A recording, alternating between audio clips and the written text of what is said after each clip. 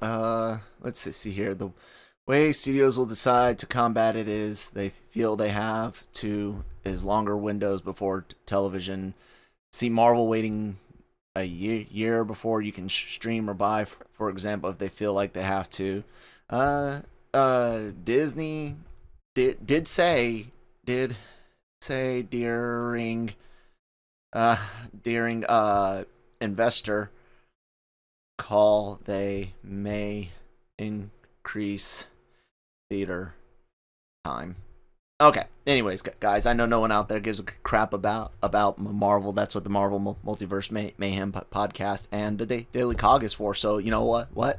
Welcome, ladies and gentlemen, to the Anime-Versal Reviews podcast, where we get to talk about anime. It's brought to you by the great folks over at Grow Generation, where the pros do go to grow. Jesus.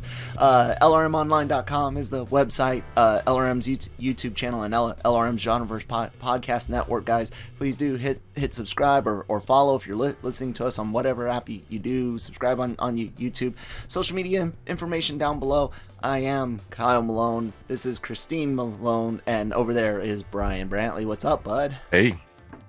Christine, how you doing? Good. I'm finally set. I was running a little late today.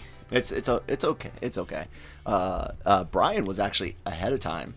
Oh, yeah. Nice. It was correct. I was like, had to look out the window, see if Christ was returning or something. No, I'm joking. Guys, we're here to talk about a seasonal anime. Holy crap! We were gonna do this last week, but we had a really rough weekend. But we also had my son's birthday party, which was part of the roughness, even though that was like the highlight of the weekend. But a seasonal anime, something that we want to cover for the next few weeks, like we did Dr. Stone. It's Christine's choice. She stumbled on this. It's called Mieruko-Chan. Sorry. But you stumbled upon this doing a write-up for the website on Funimation's fall schedule. Yeah, they had a list, and I was going through a bunch of them, and I'm like, you know what, this one's interesting. There's like a few of them in there that I'm like, you know what, I want to check these out first. And this was one of them, and I really like it. So kind of just let you describe what the show is about, just kind of like its basis and why it caught your eye. Okay, well, I do love horror comedy, and so they had that as the genre, so I was already drawn to it. But yeah, it's girl sees dead people, girl ignores dead people, and then I guess stuff happens. It's a good way to put it. Yeah. Miko is the main character. She sees ghosts and spirits. I guess we could call more like spirits, because they're not just ghosts, and we'll kind of get into that difference there in episode 4. But the look of it and the description alone just screams check me out. Does it not, Brian? Yeah. I didn't know what to expect at all. Y'all sort of described it to me, and once I saw some of the animation, I was like, yep, I'll watch this. Yeah. Because I'm a fan of, Berserk is a series I'm a big fan of. There's some horror elements in this that are as disturbing on some levels, and yet it is a comedy and is a little more lighthearted in other areas. But I don't know, this is one of those animes that could, I think, potentially, and I know nothing about it, I haven't looked up the manga or anything. I haven't read the manga or anything. It could either go more lighthearted or it can go more extreme. Yeah, definitely. That's a good point. Could see where this show could easily go just take a dramatic turn and go all out supernatural, even shonen style with some of the stuff that happens in episode 5 or 6 and 7. Excuse me, especially. But kind of, what was your first reaction after getting into the first couple episodes? Not just reading about it, Christine. For me, it was a bit of a slow burn, and it took a minute to kind of like get its going. But yeah. What did you think when you first saw the first couple episodes? It still had me interested, even though, like you had said, it was, things were moving a little slower. But it was kind of like that. I think I need to wait. So like I kept wanting to watch, and yeah, I really enjoyed it. It's really really cool. When I saw the trailer, when I saw the ghosts, spirits and stuff, I was like, that looks horrifying. All right, I'm into this. And yeah, it was, they had in the trailer the scene where the possessive ex-girlfriend, dead girlfriend or whatever, and like that. It was like, I'm sure I'm gonna get lots of moments of that, so I'm gonna hold on, and yeah, I've been rewarded. My patience has been rewarded. So yeah. Brian, when you first gave it its chance, because we kind of prepped you like you got to get to episode 4, because by 3 it's really just slice of life with a girl that sees ghosts and her trying to navigate life seeing scary stuff. But once that 4th episode hits, it does get good. But did you have any worries about getting to episode 4? I was curious to where it was going, because every episode was basically, okay, big ghost of the episode, and how does she navigate around it? And which is interesting. It is a very interesting premise, but I was like, is there something bigger going on? Is there more to this? And then like you said, all of a sudden, yes, more characters, more structure. Elements with her friend, that are still not completely explained. Hana. Hana. And so then I'm like, okay, there's more going on. And but like I said, the designs and the horror, I love the fact that she doesn't have any kind of weapon, at least at this point. When she sees them, it's literally a game of I have to pretend they're not there, and there is a lot of horror in that. But you're right, I was concerned with how many episodes until that gets boring. Yeah. But so far, yeah, I'm okay with the pace. Yes, so am I. I don't know what that thing what did you see it on the screen? It was weird. Anyways, one of the things that I kind of want to remind everyone, when we do these reviews, we like to go with themes, characters, and then look at the art and music. But when we're going to be doing episode by episode, and the fact that we still got I'm guessing 5, there's usually 12, sometimes 13 episodes in these types of series. It's going to be different doing each individual episode, but I guess we could go ahead and kind of get into the breakdown now. And when it comes to theming in this, you get a couple from me. I can see loneliness being an issue for several people, not just loss of a parent. We find out in episode 4, Miko's dad died, and that's where you kind of learn, okay, she can actually interact with these spirits. There's a difference between the odd spirit that's all deformed and stuff in the house versus her dad, which still looks like her dad, and they're not the same because the dad acknowledges the spirit in the final scene when she gives him the pudding. And so loneliness is one of those things. Miko thinks she's alone in dealing with this power or this ability. People be a mom being alone without the spouse. And then there's also things that you can find on moving on and finding friends and help, and learning to lean on others to kind of get rid of that loneliness. But Brian, am I off my rocker there, or was that coming through to you? And what else did you kind of notice? You're wrong. Yeah. You're that's an element that also is, I forget the other character that comes, Yuria. Yeah. There's a lot with her because we keep getting those flashbacks of her sort of being made fun of because she's telling her friends, hey, I can see ghosts or spirits. And so she sort of has a bit of loneliness too. And the only person she can speak to ends up leaving. And that really freaks her out. So yeah, I definitely agree with the loneliness. And Miko, she seems depressed, and at first you don't really know why, and then you learn about the father. You're like, okay, you start putting together her last several years, and you start to understand, okay, I see what's going on. But then, we still don't know why she can do what she can do, and I'm curious if that's tied into her father, or it's just something completely different, or like I said, there's a lot more going on with Hannah. Yeah.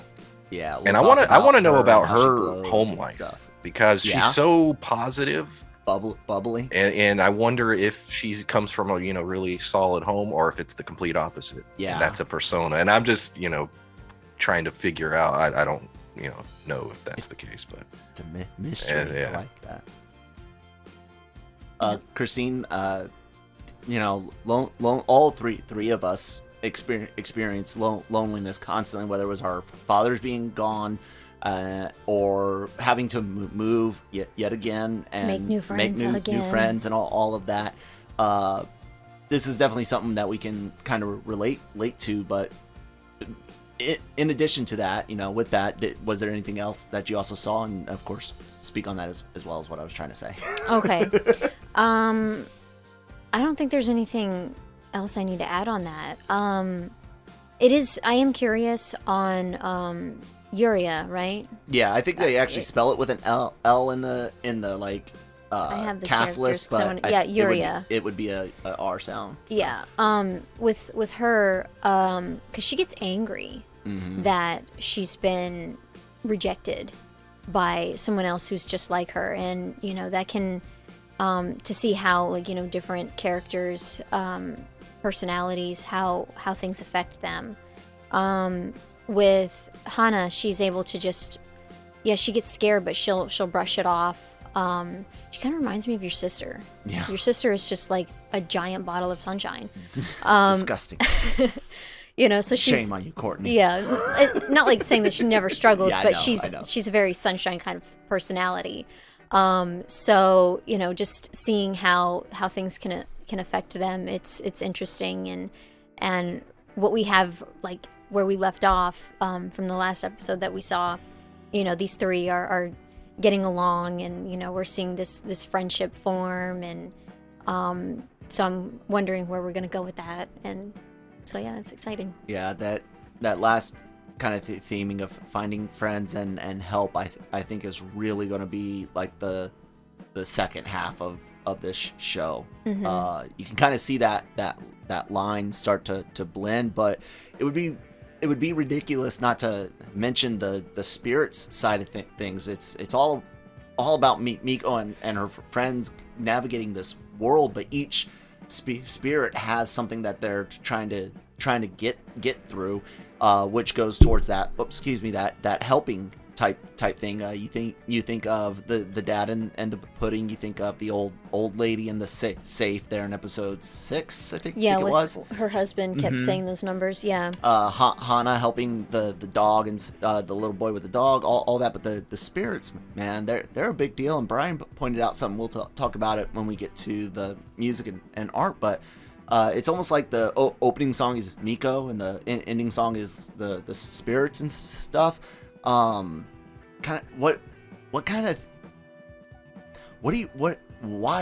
use it this way? Why use the spirits and the imagery that they do? Is it to like emphasize the kind of the weight of each problem that the spirits representing? Yeah, there's some that like we saw with Hana, one like leeching off of her body, sunshine, sexuality and stuff, like groping her. All of that. Like there's just something that draws them to her. With the father, I'm thinking the reason why he is the way he is either he's like Miko and Yuria, and he passed, or he just accepts that, hey, this is life, but I'm here and I'm okay with that. With the old lady's husband, he still had that look, and that ominous look, and so she was Miko was scared, but it wasn't, he didn't have bad intentions, but he just, I guess for him it was sadness still. He's he's not able to communicate to his wife. She can't remember the password to the safe. So, that's upsetting. It's like there's this, gift, this personal item that he wants her to have, and so it's like that's why he's sad. But then it's like, he doesn't really shake it off. So I'm wondering if it is like the dad is like Miko. I could see that, and Ryan, one of the things that the ghosts constantly say, thinking of theming for the spirits, is you see me, you can actually see me, you see us, and some of them are like surprised, almost thankful sounding, while others are obvious, like, oh yeah, you can see me, I'm gonna fuck your day up. Do you think we're gonna get more stuff from the spirits in Spirit World, Brian? Or at least hope we do, because I kind of do. Because we still don't completely know what the consequences are of the more aggressive spirits acknowledging them, seeing them, because the few times in which they were going to be, I guess, attacked, there was something that intervened. So I kept wondering, I was like, well, what happens? And I wish there had been a scene where somebody, a flash, I don't know, somebody had seen one and it attacked them and we saw the end result, because we don't really know. So but I guess that's sort of building the dread is, well, what exactly would happen if they came into contact with them after realizing they see them. But I didn't know if you were saving it, the shrine. Yeah, because that changes a whole. That's a whole other. Yeah, when that happened, I was like, oh, that the show got way more interesting as well, because that brings in a whole other dynamic. And then, like you were saying, I wonder if will we get more spirits that can communicate, and can we some kind of alliance or a friendship even. I don't know. There's still a lot of mystery as far as the communication and how all the dynamics with the spirits, how it works. Absolutely. And we can go into the what I've coined as the guardians, because that's what they appear to be doing now. Why they're doing it, we don't completely know. But Brian mentioned a shrine, and that's episode 5, if I'm not mistaken. Miko and Hana go to visit this shrine, and there's a spirit there. Miko prays for help from the shrine, and there were some kitsune fox statues at the shrine, and foxish kind of borderline feline, borderline dog guardians, which kind of show up. 2 of them get beat, and then a big one shows up, and then literally touches Miko and says three times. And then resurrects, before the big one says that, he resurrects 2 of the small ones again, then says the 3 times, and then in episode 7 we see, so that must have been 6. So in episode 7 we see those 2 small guardians show up, help beat off a very bad spider type spirit that was consuming other spirits, which is interesting, Brian, in and of itself, is the idea of spirits eating other spirits. Because there's almost, like you were saying, their world is way more complicated, because there are the spirits that are clearly those who have passed and they can communicate. There seems to be some that may not be that. They may just be their own entities. Exactly. Yeah. And then we obviously the shrine spirits. So there's a hierarchy of who does what in positions and who can kill who, and we don't, like I said, we don't completely understand the rules, but they're giving you like a little bit every episode or 2.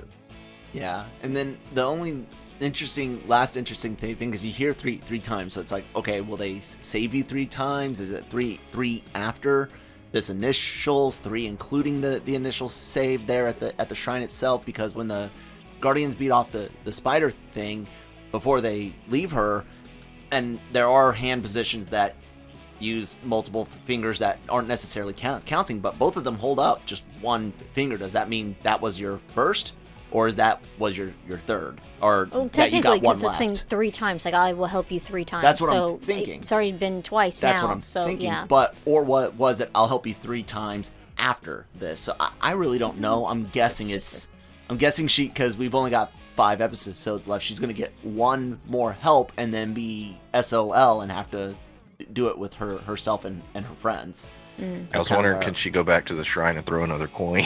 I know, right? You know, go find another shrine. Yen, throw 1,000. When it bounced off and came back, I was like, wow, that's and the fact that she offered so much more than Hana. You know, Hana was reaching for like a 5, 10 yen piece, and she threw in 500. But yeah, I am interested to see where that goes, and I guess with that we can dig into the characters a bit more. Miko herself, we've mentioned her. She's, you know, lost her dad. She sees the ghost. She doesn't like her power. She wants to hide it. And when Yuria shows up with telling her, you know, I can see things too, Miko finds out, yeah, you can see little ones. You don't see these awful things that I see. But Yuria's you know, background, and we'll talk more about her in a minute, makes her very different. She's desperate to find someone to share this with, because she thought she was alone, and Miko on the other hand is like, dear God, I don't want her to have to deal with the things that I deal with. I like the character of Miko. I think it's a good character to anchor the show, the way they designed her, not just, you know, aesthetics. I'm talking the character itself. Yeah, I don't have any issues at all with Miko, and I'm happy to be kind of following her, Christine. Same. Yeah, there's nothing that irritates me. Everything just seems, you know, once you find out more, it fits. Yeah. But even then, like before then, where it was just, you know, I see these spirits, that would be upsetting. You wake up and then there's this, you know, one that's near you, or like you're in the bathroom trying to take a shower, and there's one right there. You're naked and vulnerable, and they're naked, and you're just like, I think I forgot something in my room, you know, trying to get out of here. You know, because so for me, like even at the start, it was, I can understand her position, because that would be horrifying. You see them everywhere and they're frightening. Yeah. So Brian, your take on our lead, our heroine? Yeah, well done. I have no issues with her. I have the only complaints I have in terms of the entire show is, and it was front loaded in the beginning. There was one too many maybe panty shots, or you know what I mean. Yeah. Like there were a few things I was like, was it needed? Again, I think that'll go to Hana's character, because some of that came with like the gropey ghost and you had stuff that like that. Yeah. But there was even like she went to the bathroom in like episode 1 or 2. That's true. But then the show sort of got away from that in the last 3 or 4 episodes. You know, like that hasn't been really a thing.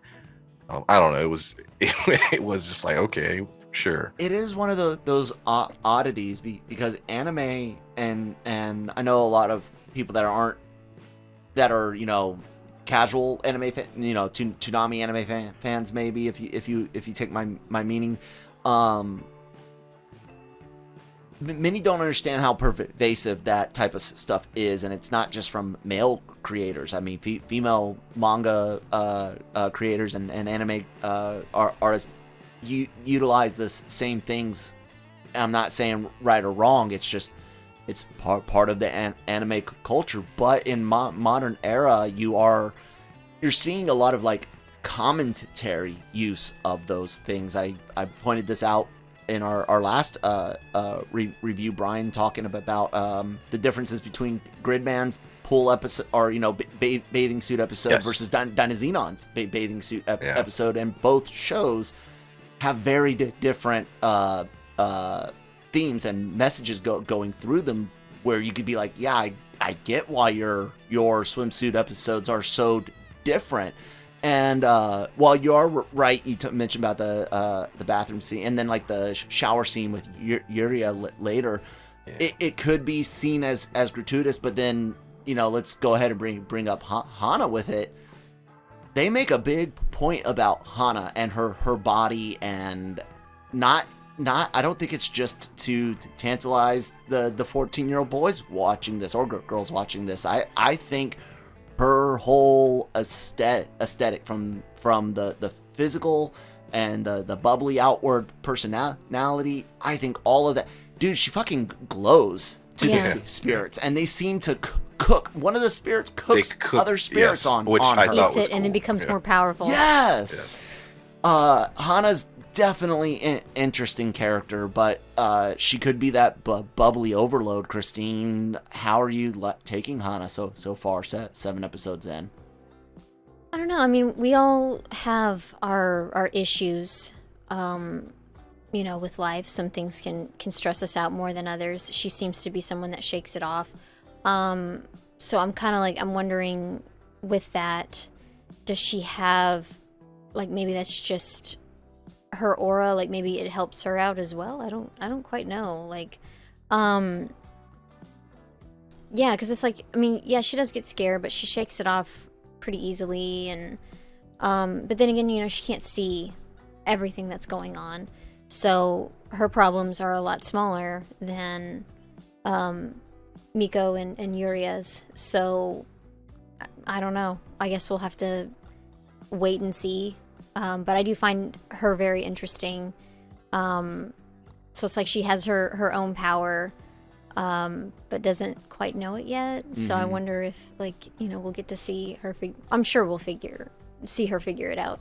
But yeah.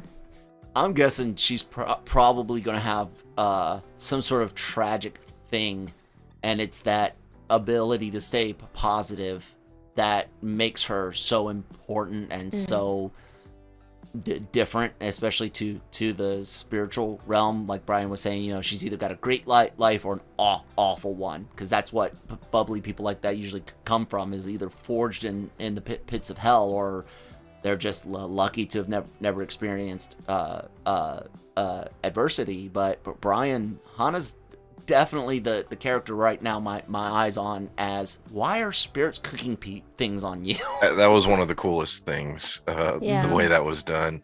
Yeah, she seems to be the character as we get further and further in that has the most mystery around her, because I think that can be used as a weapon, her.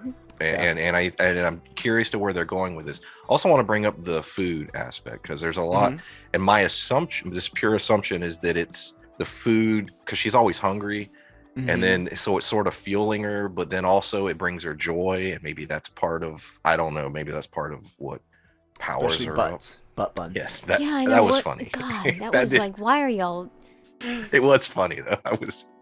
A lot of her stuff is very comical. Like I was saying, some of the things I was complaining about earlier, I thought was, I guess I'll use gratuitous. It was just pointless.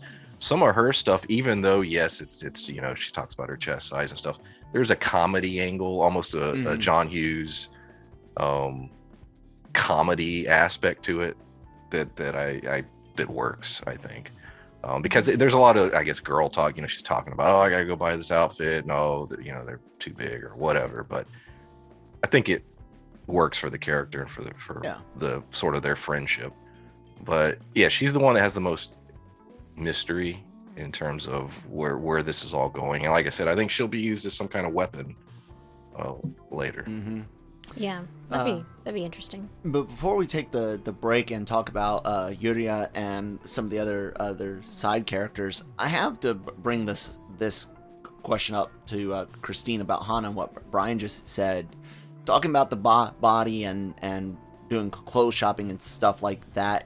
We look at a show, regardless of anime or not, and we go, oh, was that really necessary? But those conversations happen in real life, like, that it does it not? Yeah, because like a lot of men's clothing, I mean, they have like small, medium, large, extra large, there's big and tall, there's stuff like that. But for us, it's like, we can try on a pair of pants and it not work at all, but yet it's supposed to be our size, and then like 12 pants later and you still haven't found one that fit, because our clothes are designed so differently and we're shaped differently. So yeah, that is something that we do a lot of shopping because it's a lot of work.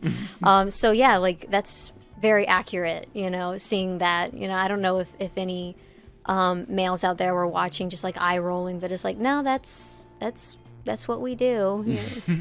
And the only reason I bring that up again is so there's so many things I see in anime or I'll see in a movie period that someone will complain about, and I'm like, but that's realistic. Like that actually happens. It's kind of like sex talk. You know, everyone always says, well, the guys are always all about sex on screen, and the women not so much, or maybe it's, you know, while they're alone in a separate scene. And I'm like, well, that's fairly realistic for the last couple generations for men to be more vocal, but the women were talking the same stuff, just you don't know about it. Exactly. Yeah, when she comes up behind her, I think it's episode 1, and hugs her from behind, and she recognized her, and she's like, "Oh, how'd you recognize me?" And it's, you know, because of her. But to me, that wasn't over the top. That felt natural. Yeah. Like I said, those things. Yeah, I had no issue. It was more of we gotta have a shot in the shower. Yep. We gotta have the bathroom shot. It's like, that wasn't needed. But like I said, I used John Hughes, sort of that 80s style of teen comedy. Yeah. I dig it. And that was more towards, like I said, general audiences that would look at even that hug scene and be like, really, did we? Yeah, well, that shit happens, guys. Yeah, I've smacked your sister's ass. I mean, I'm like, not. I'll tell one of the funniest story. I'll tell you what. I'll save it for after the break, and then we'll get into Yuria. So, guys, take a word from our sponsors over at Grow Generation. Grow Generation, where the pros go to grow. For all of your cultivation needs, Grow Generation has the right products, service and staff to make your grow successful. Go to www.growgeneration.com, where the pros go to grow. All right, thank you guys for sponsoring the episode. So the funny story I wanted to tell about that type of comedy. Oh God, I think I know where you're going with this. I'm in the army. Oh, never mind. And there's this shower in Grafenwehr, Germany, and I don't know what the German military was thinking when they designed this, but in general, open bay showers have shower heads all along the walls, right? And if there's any dividers, they're, you know, floor to ceiling, or at least floor up high enough for a shower head, and then sometimes you can use the top of it as like a soap dish or something, you know, hang stuff on. No, these motherfuckers put shower heads all along the wall, and then there's a steel thing that comes from the ceiling down to just your waist, and then it's open from the waist down, right? And then there's shower heads on both sides of that. So basically, people can face against the wall or face this metal thing, but right on the other side is someone else's body, including their junk. And like I said, the only thing you can see is the waist down. I walk into the shower, and I'm guessing he saw me come in or heard me talking from outside, but it was Lewis. And I go on the other side. I don't ever actually see him, and all I hear is hey Malone, is that you? And I'm like, Jesus Christ, dude, how are you recognizing me? That's funny. But it's one of those funny things. It became a joke, like, you know, Lewis was scoping me out, and that's how he could, you know. That type of comedy happens. We just we see it so much from guys that a lot of people. It's like our parents' generation, Brian. A lot of them don't consider females to be as sexually. I don't want to say aware, but I guess positive as men are. Like they have a hard time imagining a woman craving sex the way men do, and it's a societal thing for certain generations. It's weird, isn't it? Yeah, it is. We've had I had an issue with being in youth group, and where it's like, you know, that, you know, if a guy's turned on, no matter fault. Yeah, exactly. So like your sister and I were arguing with the youth pastor about that, but it's like y'all don't know. But yeah, it's like there was a time when your uncle had said a word and I didn't hear it. Mm-hmm. And So it's like your sister's like, oh no, I can't say it, I can't. I'm like, just say it. So she says it. It's, you know, helping yourself out. Oh. Yeah, I don't know if I. Masturbation. Yeah. You can So say okay, I don't know if this one, because we have our spicy one, but It's like, not this one. whoa. Yeah, and to me, I'm like, I already know what that is. I'm like, who do you think I am? I'm not my grandma. Come on now, you know. So it was just like, yeah, I don't know, just how some people are with that. But yeah, it's like, for us, you know, we keep it. Us ladies, you know, we can keep it very private, or some groups can be very public and let the guys in. But yeah, it's like, no, some of the things that you see in the show, it's like, yeah, I'm not taken out of the show because of it. It's very accurate. Yeah, I think Hooper X says it the best in Chasing Amy. You know, there's nothing new under the sun, and anything that can be done has been done long before you ever thought of it.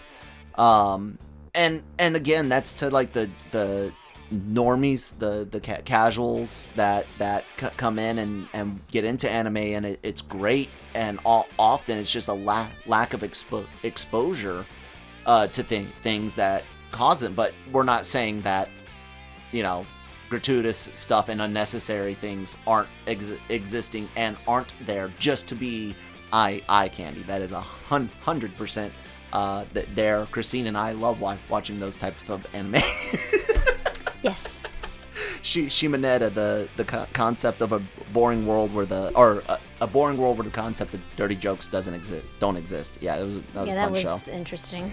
So Yuria, the younger girl, she's like, no, I think she's just smaller, maybe a year younger, but she. I was confused by that. Is she the same age? I don't know. No, they say she's in the next class, exactly. but that doesn't necessarily. I would assume mean same grade, but yeah, it could be. Yeah, I'm assuming that they're all the same age. They're all at least really close, maybe a grade below her, or she's a grade below them at most or something. But regardless, she can see spirits. She told her friends, they ignored her, made her feel real bad. There's a Legend of Zelda witch. Their Godmother, I think she calls them. She calls the lady that sold the prayer beads, who can actually see spirits, understands Miko is dealing with some serious crap. Mitsue. There you Takeda. go. And Brian, was she not a Legend of Zelda witch? Yeah. See. Yeah. And Yuria goes to seek more console from her, but she leaves after meeting with Miko and realizing, you know, some stuff that's going on, and makes us wonder, are we going to see her come back, yada yada.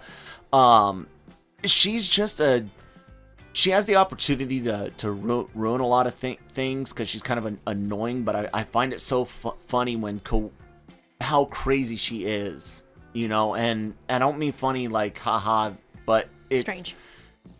Yeah, her reactions are very strange, and the path that she goes down, where all the coincidences are not. It's someone doing something on purpose. You know, Miko casting a barrier, Miko exercising spirits, when in reality she tripped and was just tossing a rock out of her shoe, and happened to be steadying herself and bracing when the spider demon was eating and killing other spirits.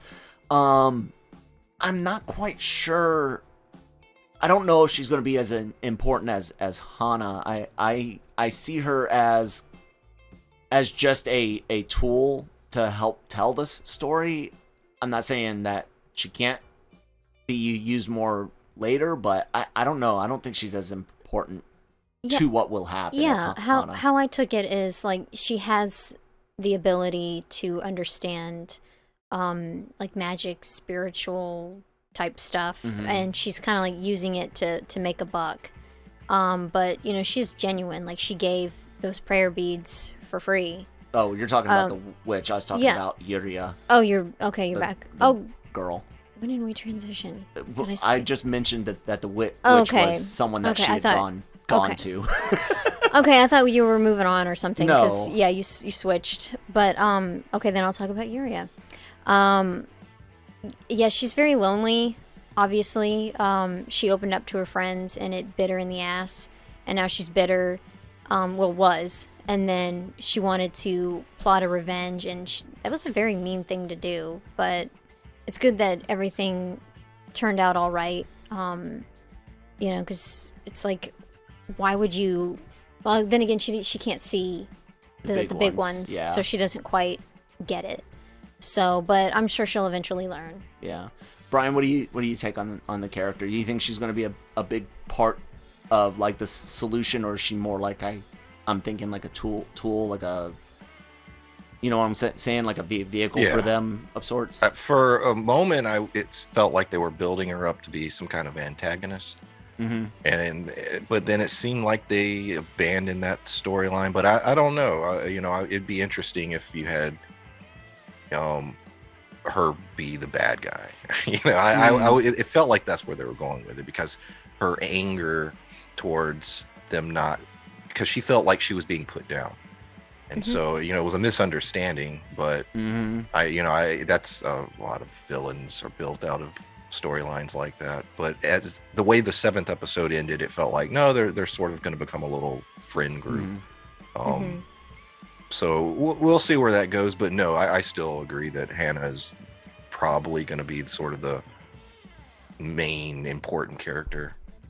The Gohan to Miko's Goku. Yeah. Since we were on that, we were talking about that earlier. Yeah. Yeah, I'm not gonna say why we were talking about it, but we were. To go on to the Guardians and the spirits some more.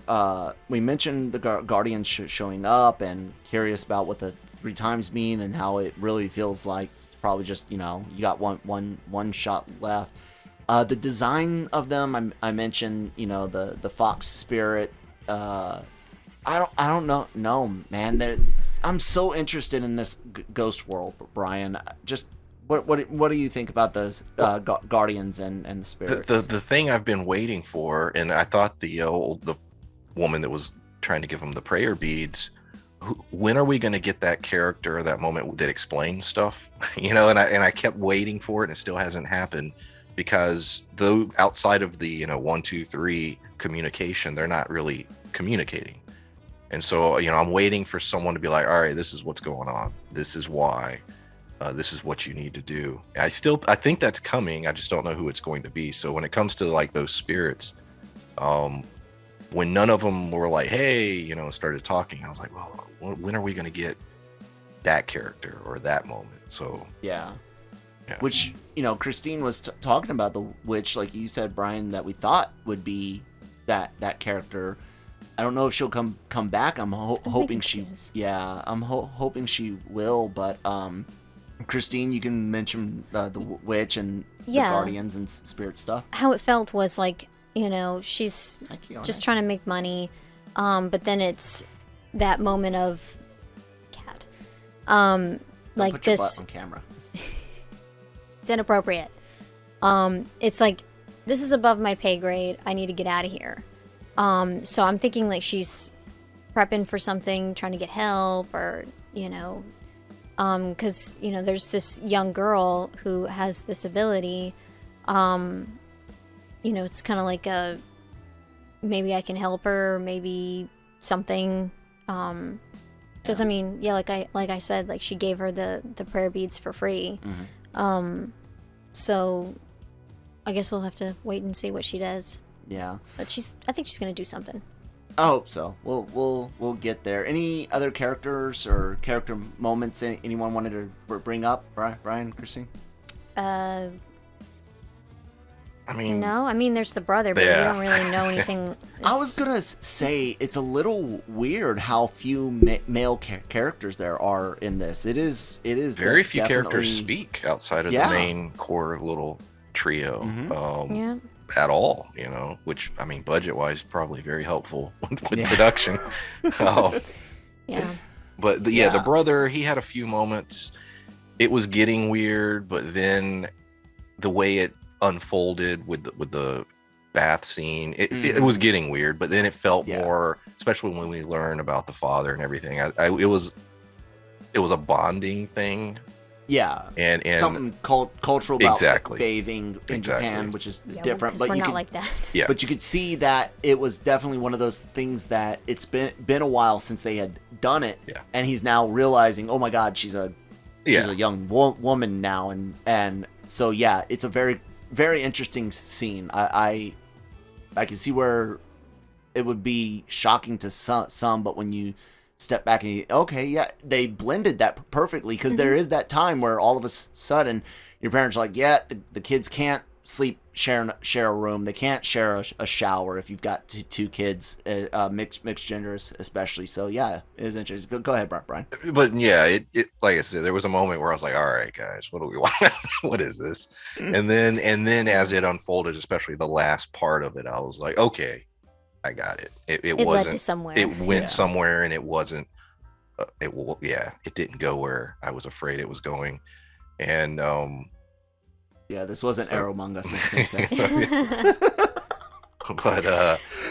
but yeah, he's the only, or domestic girlfriend. He's the only other character that really has spoken, and barely. He was in a couple episodes. He had some dialogue. So yeah, no, they've kept the cast minimal. Yeah.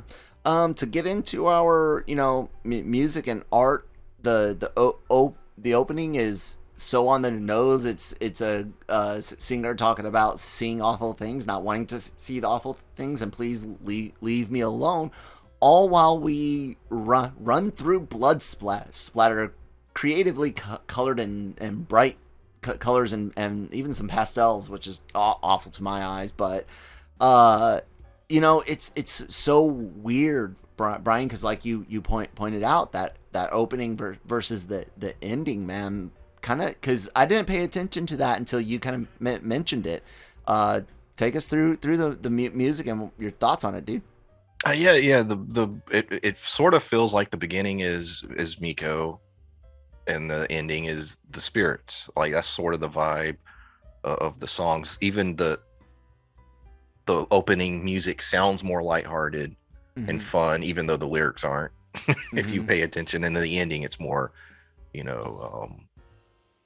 angry, and especially the initial lyrics. But yeah, the music's fine. It's not my favorite at all. No, but it just needs to set the tone. Yeah. But it's fine. I didn't dislike it. So yeah. Christine, anything on other than that? I mean, we all are tracking the blood, right? Yeah. Or do you think it's actually going to turn into blood by, like, future episodes, the end, or anything? No, I don't think so. But it was funny, like when I first saw it, even though it's like I know what this genre is, I wrote an article mentioning about what this is, and it didn't click at first. I'm like, what the hell is all this colored paint doing here for? And then when it clicked, I was like, oh, okay, yeah. Slow me. It's funny how she's running to the beat of the music and the splashes of the blood paint and stuff. I dig the aesthetics for both the OP and the out, but even though I'm not a big fan of either song. And people know I love me some J-pop, J-rock anime openings. But the art of this show and the source material is very very very intriguing. Miko's eyes are so freaking striking in this show. Like that color yellow is. I mean, Yuta had it when he's combined with Gridman over in Dynazenon, and it's a color that it really stands out when it's used, doesn't it, Christine? Yeah. I love the spirits, but I'm so impressed with the line work and the striking details and expressions and the eyes. Everyone talks about eyes in anime, but like when Tsukasa and Dr. Stone sees the nitroglycerin airplane, they use the eyes in a way that's just freaking amazing. Brian, what about you in that? I love the animation in this. I absolutely love it. Everything about it. It might be my favorite thing we've seen newer in terms of animation, purely animation. I love the horror. is that, the designs and stuff. Like I said, there's some genuinely horrifying things to the point where I wouldn't even recommend this to certain people, because they'd be like, no, that's too disturbing. Like the little men spirits, dude, running into that mouth, that thing in the alley. Holy shit! Yeah, the vagina mouth thing. Like, oh my god. Yeah. Like those are those moments I need Guts to run in with his sword and just chop it. And I was like, what the hell is this thing? It's very, very disturbing imagery, and they do it so well. But it looks really good. So yeah, no, I agree. The animation is top notch. Yeah. Christine, how are you enjoying all this artwork? I know you are a big fan of gruesome imagery, especially vagina mouths eating little naked men. That's like your dream come true, right? Yeah, it is. God, I love me some of that. There's nothing really I need to add. It definitely draws you in if this is something that you like. Obviously, because like the trailer, I'm like, I'm watching this. I see it, I'm watching it. And yeah, just everything expressive, and with like facial expressions, the eyes, like you had already mentioned. Yeah, y'all pretty much covered it. Even the real quick, go ahead. When some of the spirits appear or whatever, and you were talking about eyes earlier, they go out of their way a lot to have them bleeding from their eyes, and like just little details like that, it just it gets under your skin. And but yeah, there's because I paid attention to quite a few of the different designs, because they mix it up. I mean, it's not the same shit every episode. No, not at all. And yeah, like they keep trying to outdo themselves, so I'm really excited for the even the shrine spirits. There's a they look cool. They look so cool, but there's a unnatural, almost unnerving design to them, and it feels out otherworldly and wrong almost. And so there's a I love it. Like we were wondering with that, like, is this a good thing, is this a bad thing? I mean, they've got light around them, so maybe that's okay. But their eyes and their teeth, the little fox spirits or whatever from the shrine, where they just kind of had that, like, I don't really know where to place you in good or bad. Like, how do I file you? I don't know. So, but yeah, it's really cool. Absolutely. Nice. So I guess we could just kind of go with our, like, expectations going forward. Just where we think it's going is things that we've already talked about a bit. I have a feeling though, and kind of what I want, I guess. I'm looking for like some sort of supernatural world showdown. Like these guardians, are they part of a bigger thing going on between these two factions in a spiritual realm, where these unfortunate humans like Miko and Hana and Yuria are gonna get caught in the middle of it? Or is it just how life is, that all of this negativity in us creates all of these negative things, and there's only these little pockets of good. Hana, the guardians, if they are good at the shrine, where hopes and dreams are prayed for. I personally want more spiritual realm, but I'm not sure that's what we're gonna get. Christine, what are you kind of looking forward to? I don't know. I honestly, this show surprises me. So I'm really not sure like what direction that they're gonna go. Because some it's obvious what they're gonna do. A lot of shows and movies are predictable, and it's not necessarily a bad thing. But I do like how I can't predict this at all. So I'm looking forward to seeing how everything's gonna play out.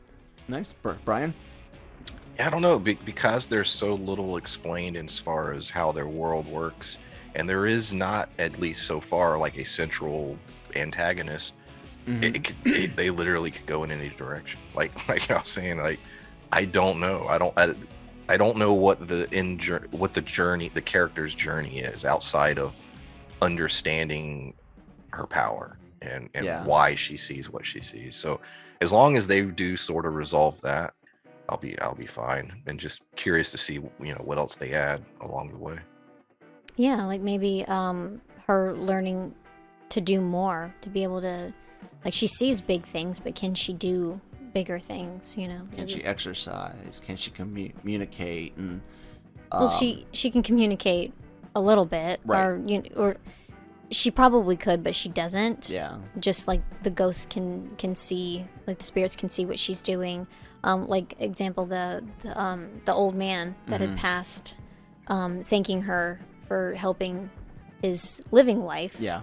So, you know, just like we'll see. Yeah. Well, will she communicate in a more direct way to affect changes and stuff like that? So yeah, it's just such a really cool world. The only thing that kind of sucks is anime will often build a really cool world and then just leave you with a single arc set in it where you're just like, I want more. Yeah. We don't even have to follow these characters. Just tell me what's going on over there. Yeah. And then we'll end up getting a spin-off or extra seasons of something that we really didn't need instead. And I hate that. That happens everywhere, not just anime. Anyways, guys, thank you for joining us, Christine, Brian. It was really cool to talk this. This is episodes 1 through 7. So the next reviews will of course be shorter than this, and we'll save grading it for then. We did grade each and every episode of Dr. Stone, but God damn it, that's Dr. Stone. It's the whole reason we're here, actually. So yeah, and then also it's because we don't really know where it's going. Yeah. So I would like to grade it afterwards. Yeah.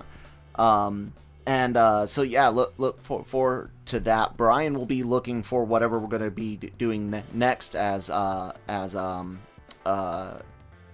it'll be his turn, whether we do season or not. Things that we definitely know that we're looking forward to, things like Chainsaw Man, Dr. Stone season 3, which is supposed to be coming next year, Dynazenon, or excuse me, Gridman X Dynazenon.